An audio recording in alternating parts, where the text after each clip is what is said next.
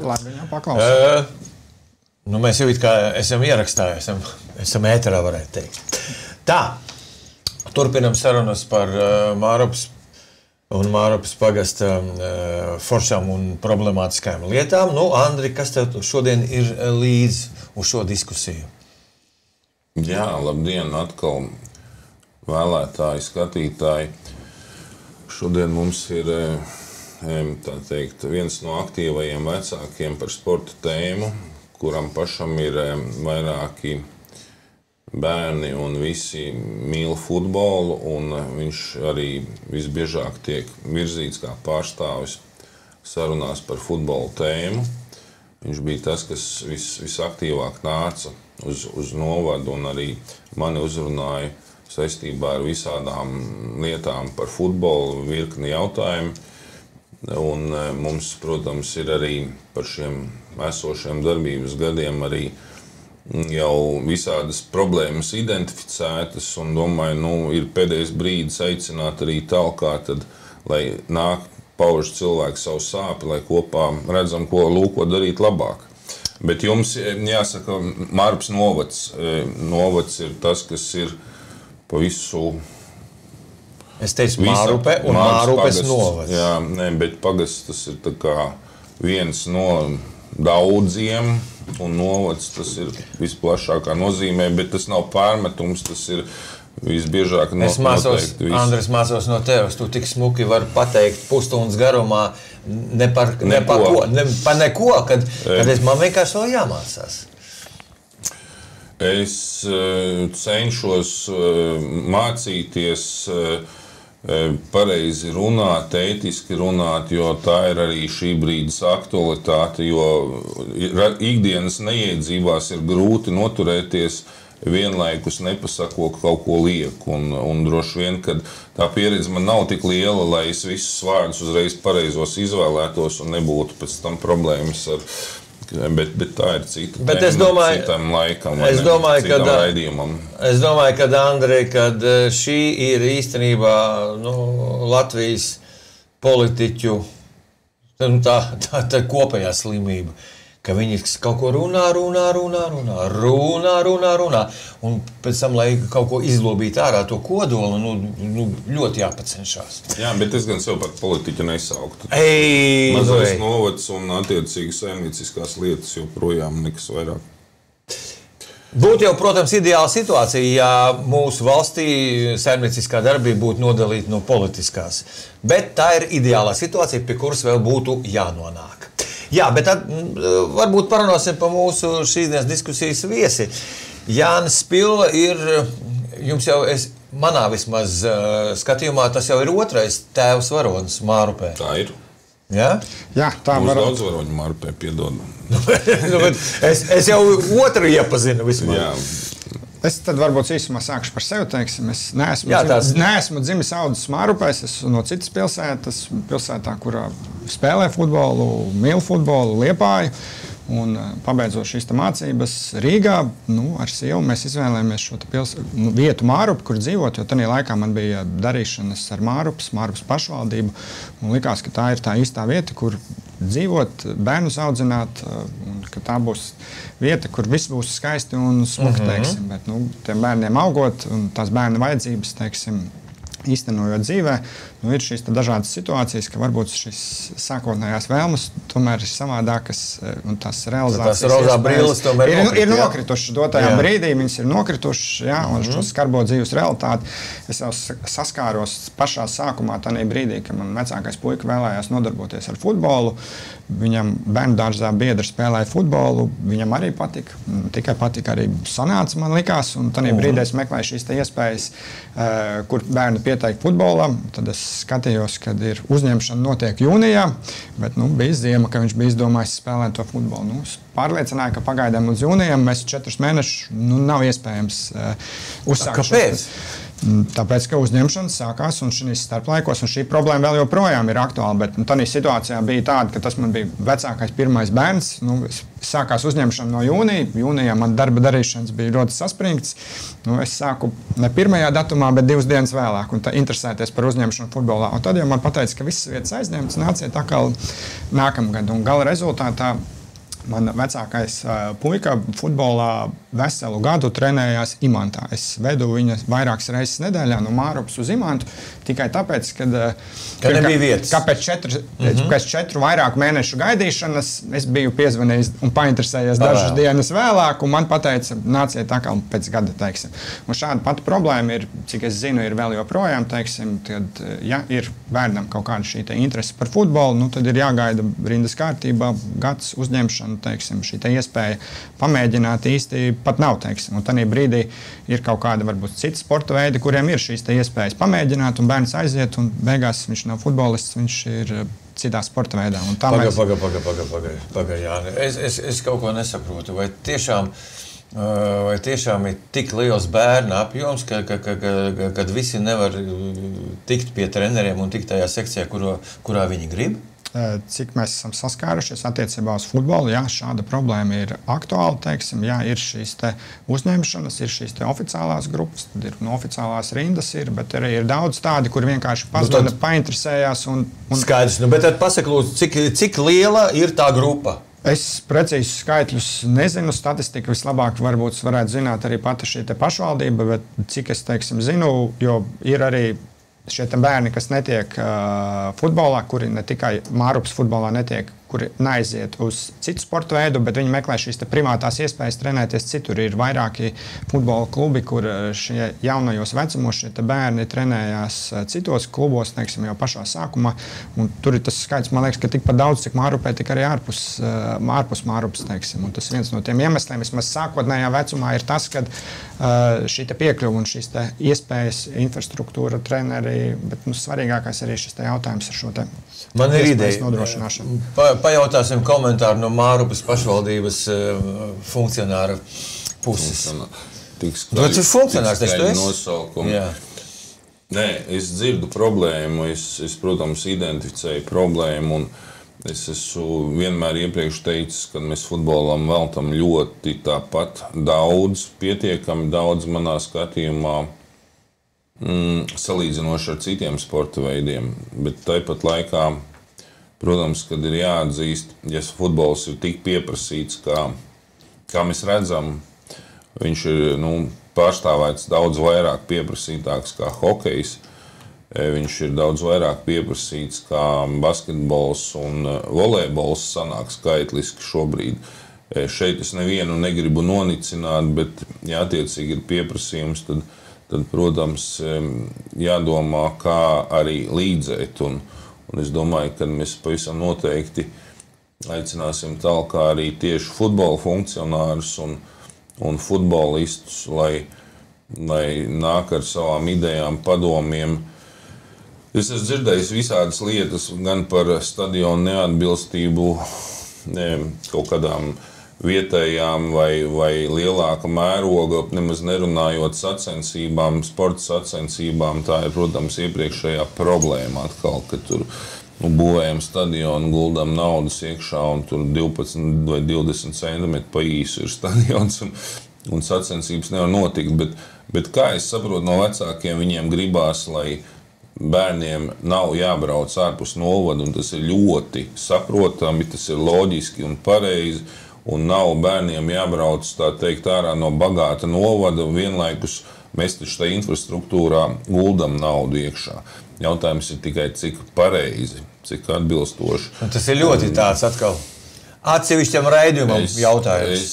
Tas ir atsevišķam raidījumam, jā, un es esmu, lai jūs saprastu, ka nevis es esmu mazais politiķis, kas lidinās pa gaisu, bet es, diemžēl, visus tos 12 gadus esmu, vai par laimi, opozicionārs, kurš vienmēr kož, vienmēr ir tā skabarga visiem vienā vietā. Bet tik un tā karavāns iet tālāk, jā? Karavāni visbiežāk iet tālāk, bet tad, kad to problēmu identificē, kodolīgi pasaka, pievērš tai lielāku uzmanību un vairāk kārt atgādina, tad jau kaut ko panākt var.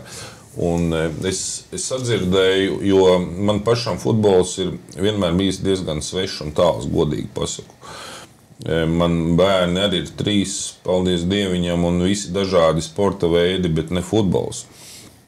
Un kā es teicu, ja futbols šobrīd ir aktualitāte, tad mēs nevaram neizmantot iespēju, kad 10 vai varbūt jau 100 bērni vēl gribētu trenēties, bet nav kur vai attiecīgi, kā jau nāca piedāvājums par pūšļa, tā teikt, uzlikšanu uz futbola laukumu, lai sliktos laikapstākļos varētu trenēt, un tas sacēla šo te nevajadzīgu ažiotāžu, kad redz kaut kādu citu sporta veidu var notikt zem klājas debesu, futbols nevar.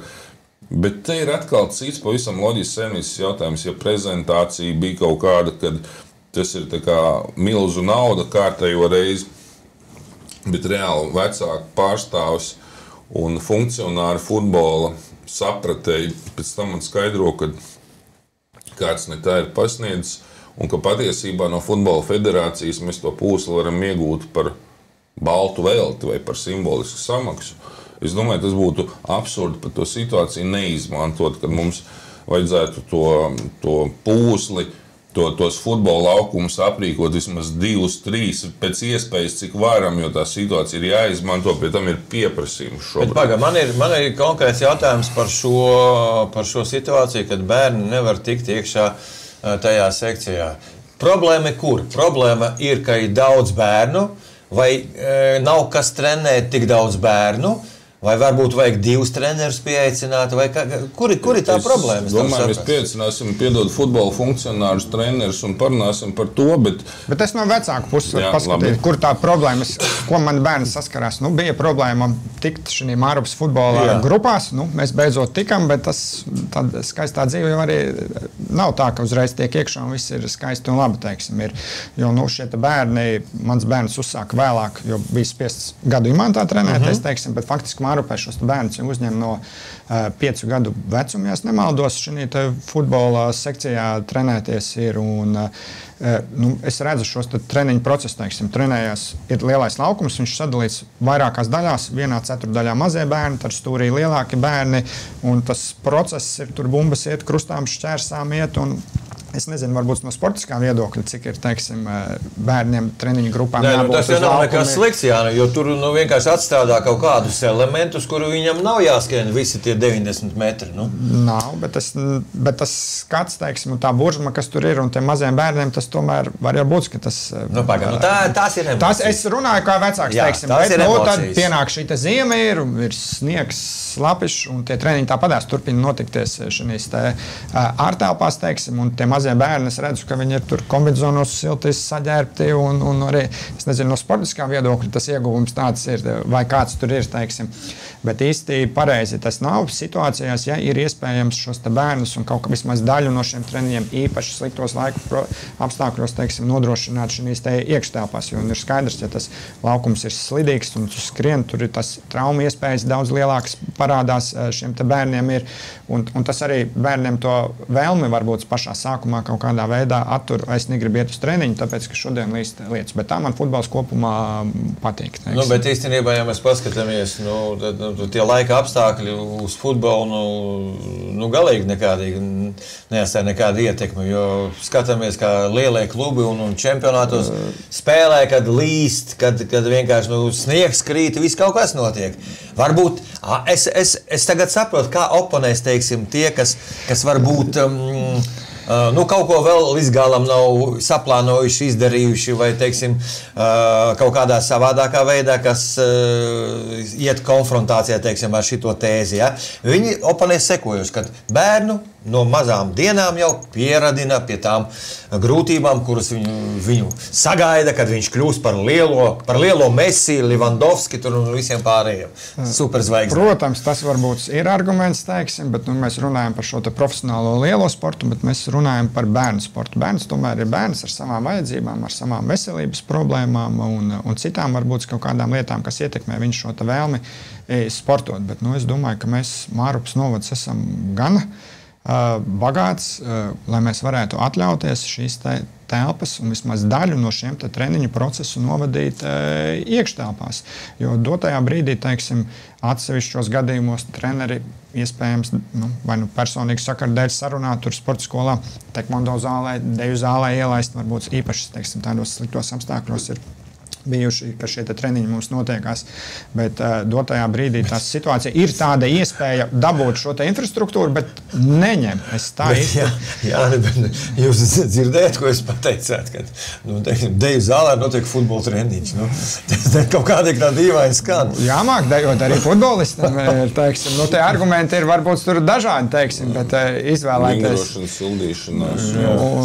Un tam līdzīgi. Bet tieši arī tas, ka tādā brīdī mēs ieejam deju zālē, tas nozīmē, ka tie paši dejotāji netiek deju zālē. Mēs viens otram un katram ir savs šī specifiskā infrastruktūra un vajadzētu katram tam sporta veidam pilnu ciklu. Teiksim, labi, tagad Jāni, tāds jautājums. No 3 puikām un no 1 meitas.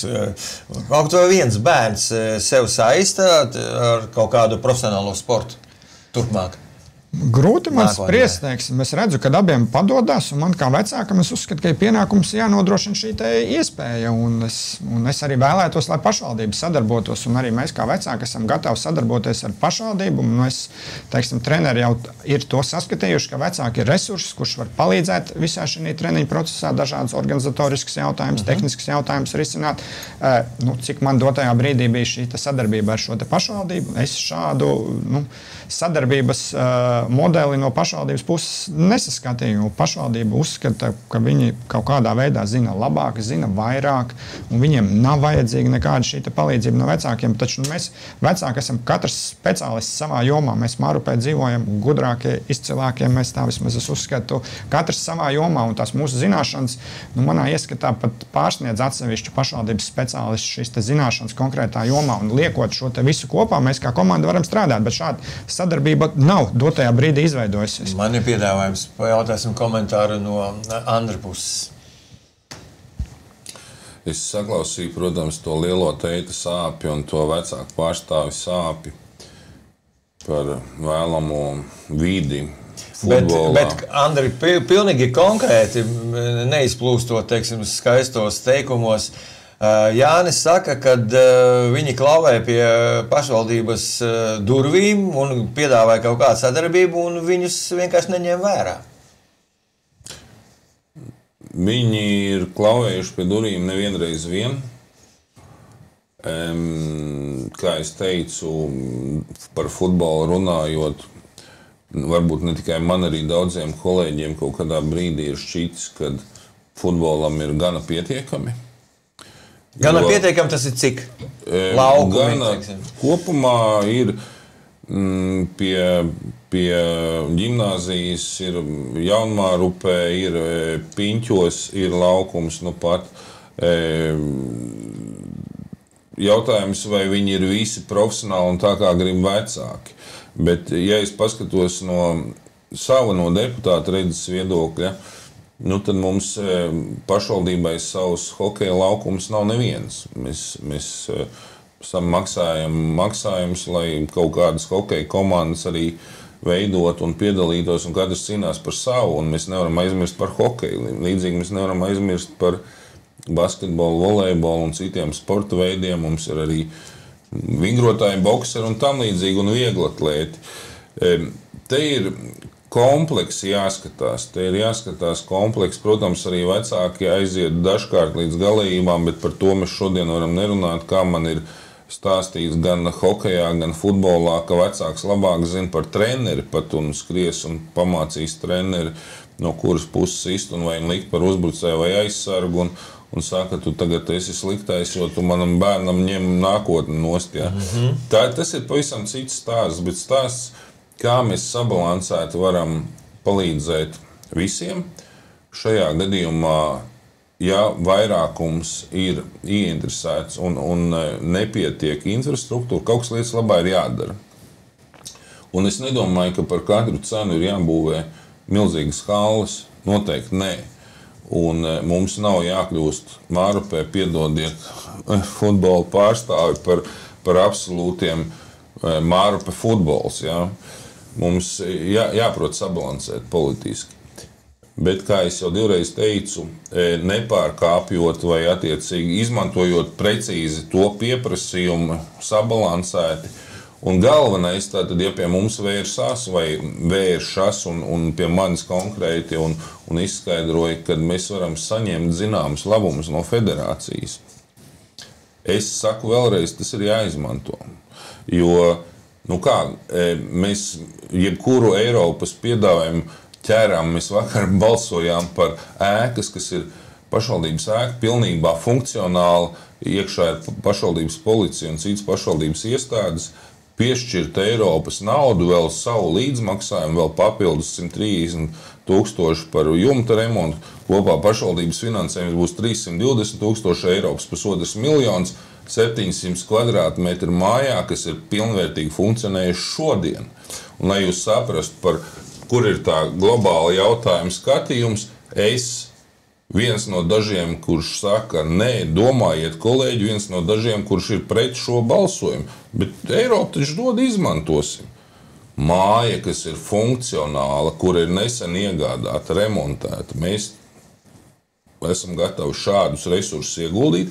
Šeit stāv, piemēram, 200-300 bērni ar vecākiem, ar ģimenēm, kur ir loģika, saimnieciskums.